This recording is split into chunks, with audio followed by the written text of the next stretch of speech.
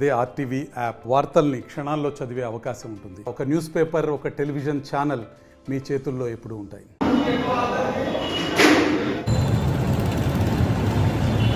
Share దాంట్లో అంతా మొత్తం కూడాను పంచుకుంటే డబ్బులు. రాయలసీమ ఎత్తిపోతల పథకం రాయలసీమ కోసరం కాదు, గుండ్రేవుల రాయలసీమ కోసరం. అదే రకంగా పోతిరెడ్డిపాడు హెడ్రగల్ రాయలసీమ కోసరం. ముచ్చుమరి ఎత్తిపోతల పథకం రాయలసీమ కోసరం. అది కాదు, అసలు రిజర్వాయర్లే లేవు. నువ్వు ఎట్లా కడతావయ్యా? నువ్వు రిజర్వాయర్ల ఈ చవట దద్దమ్మలు రియల్ ఎస్టేట్ వాళ్ళు ఉన్నంత వరకు రాయలసీమ బాగుపడదు. వీళ్ళ ధ్యాస వేరు, వీళ్ళ శ్వాస వేరు. వీళ్ళు ప్రజలను గురించి, ఈ ప్రాంతాన్ని గురించి మాట్లాడరు. అందుకే ఇంకా ఏముంది, ఇంకా రేపటి నుంచి యుద్ధం మొదలు పెడతాం. మేము కూడా ఇన్నే కూర్చుంటున్నాం. ఇంకా తీసుకుపోయేది ఆ డబ్బుల మూటే రియల్ ఎస్టేట్ ఇది. ఇదో ఇది తీసుకో పోవాకు అనేది. ఏం కర్మయ్యా మీకు? మీ కర్మ డబ్బులతోనే. నాయకులను కొనుక్కుంటూ కొంతమందిని, వీళ్ళు కాదు మామూలుగా డబ్బులకు ఆశపడే వాళ్ళ కాడికి పోయేది, డబ్బుల సంచులు గుమ్మరించేది, పొవాక్ అని చెప్పేది. మేము మాతో చేరిన వాళ్ళను మళ్ళా పోయి ప్రభావితం చేసేది. కుదరవి ప్రజల్లో మార్పు వచ్చింది. ఇది చిత్తుగా కొట్టబోతున్నారు మిమ్మల్ని, బ్రదర్లను గిదర్లను అందరినీ, జగ్గు దాదాను అందరినీ వదిలిపెట్టారు.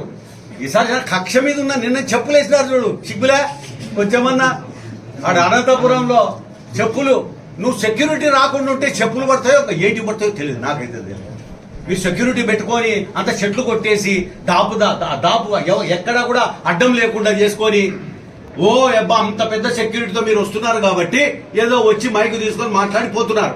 మీరు సెక్యూరిటీ లేకుండా రా, రాయలసీమ తిరుగు, కరువు ప్రాంతం అయ్యా. ఆయన అయితే ఇత్తనాలు మొత్తం రైతులనే మోసం చేసి, దేవుళ్ళ లాంటి వాళ్ళు రైతులు, దేవుళ్ళు అయ్యేవాళ్ళు. నష్టాలు వచ్చినా పండిస్తున్నారంటే దేవుళ్ళు అయ్యేవాళ్ళు. వాళ్ళకు దినా పూజ చేయాలి మనం. అటువంటి వాళ్ళని మోసం చేస్తారేమయ్యా మీరు, ఈ బ్రహ్మానంద రెడ్డి కట్టోళ్ళు. నేనే ఎన్నో పంచాయతీలు చేసిన, నా ఊరికి పిలిపించి రైతులు ఈయన మిడ్తూరు మండలంలో మోసం చేస్తే పిలిపించిన, నష్టపరిహారం కట్టించిన. మళ్ళా సంవత్సరానికి మళ్ళా మోసం చేస్తే ఈసారి కొంచెం గట్టిగానే దండించి ఇది చేశాను నేను ఆ రోజు. ఈ రకంగా వీళ్ళనా అసలు కనపడడం వల్లనా, ముఖం కనపడేనా ఒకటి గుర్తింపు తెచ్చుకోలేదే నువ్వు.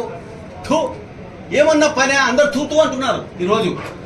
ఇంకా ఈ రియల్ ఎస్టేట్ వాళ్ళు, బయట వాళ్ళు, వీళ్ళను మనము ఖచ్చితంగా పంపించాల్సింది, సాగనంపాల్సిందే. లేకపోతే స్థానికులకు విలువే లేదు. ఇంకా వాళ్ళకే రాసిచ్చిపోండి మీరంతా కూడా. స్థానికులు వద్దు, మీ ఆస్తులు గీస్తులని ఖాళీ చేసి పట్టయ్యా మీరే తీసుకోండి, మాకు వద్దు. ఇది ఎందుకు ఉండాలా? మేము ఇదేదో విదేశాలలో ఉన్నట్టుంది, ఇక్కడ మా సొంత ఊర్లో ఉన్నట్టు లేదు. కానీ పాకిస్తాన్ నుంచి వచ్చినట్టుంది. మేము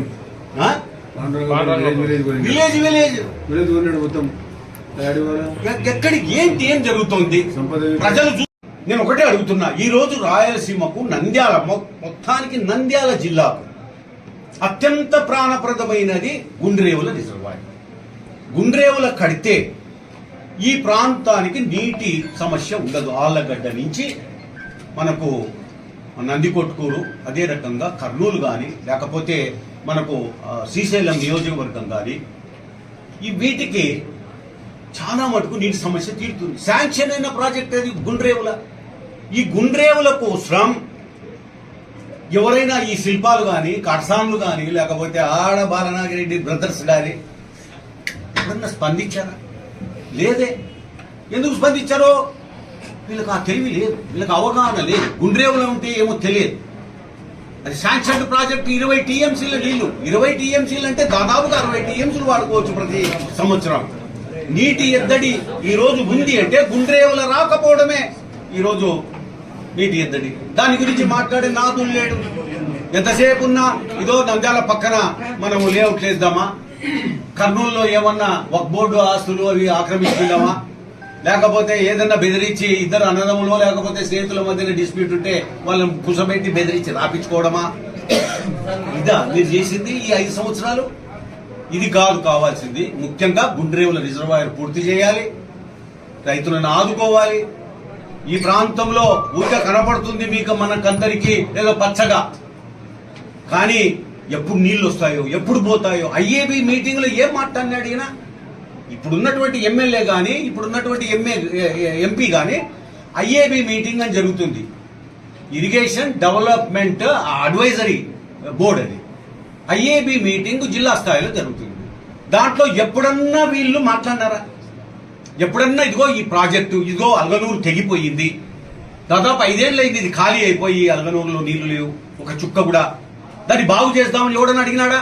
వీళ్ళల్లో అడగరు. వీళ్లకు వ్యవసాయానికి, లేకపోతే నిరుద్యోగ సమస్యకు, లేకపోతే రైతాంగం దెబ్బతింటా ఉంటే వీళ్ళకి పట్టలే. వీళ్ళకి పట్టిందల్లా రియల్ ఎస్టేట్ తప్ప ఇంకోటి కాదు. అందుకే ఈరోజు స్థానికులను మీరు ఎంకరేజ్ చేయండి. స్థానికులు ఉండాలి ఎప్పటికీ. కానీ ఈ స్థానికులకే సమస్యలు తెలిసేది, ఎవడో ఎక్కడి నుంచో వచ్చిన వానికి తెలియదు. ఇప్పుడు చూడండి ఎంపీ, ఆయన ఎవరో మరి విత్తనాల వ్యాపారి. ఆ విత్తనాల వ్యాపారిగా బాగా సంపాదించాడు ఆయన. ఏం చేసినావో చెప్పు ఈ 5 ఏళ్లలో? ఏమన్నా ముఖ్యమంత్రిని పోయి నిలదీstiవా? పార్లమెంటుకు పోయి మోడీ గారిని నిలదీstiవా? ఒరే, తీగల వంతెన బదులు బ్రిడ్జ్ కమ్ బ్యారేజీ కడితే ఈ ప్రాంతం బ్రహ్మాండంగా పికప్ అవుతుంది. మొత్తుకొని సచ్చినా ఒకరన్నా పోయి రిప్రజెంట్ చేయకపోయింది. జగన్మోహన్ రెడ్డి గారికి లెటర్ల మీద లెటర్ రాశాను నేను, తెలంగాణతో మాట్లాడు, దీనికి మోడీతో మాట్లాడమని. మీరు మాట్లాడిందే లేదు. ఈ రియల్ ఎస్టేట్ వాళ్ళను గుండు కొట్టి వీళ్లకు ఉలిగడ్డల దండేసి వీళ్లకు ఇది మన సున్నం పట్టెలు పెట్టి నెత్తిన వీళ్ళ గాడి మీద ఊరేగి ఇచ్చే కాలం వస్తుంది. చూస్తుండండి మీరు, టైం ఎక్కువ లేదు అని కూడా నేను చెప్తున్నాను. మరిన్ని వీడియోస్ కోసం ఛానల్ ని సబ్స్క్రైబ్ చేయండి. లేటెస్ట్ అప్డేట్స్ కోసం వాట్సాప్ ఛానల్ ని ఫాలో చేయండి. అండ్ లింక్ డిస్క్రిప్షన్ లో ఉంది.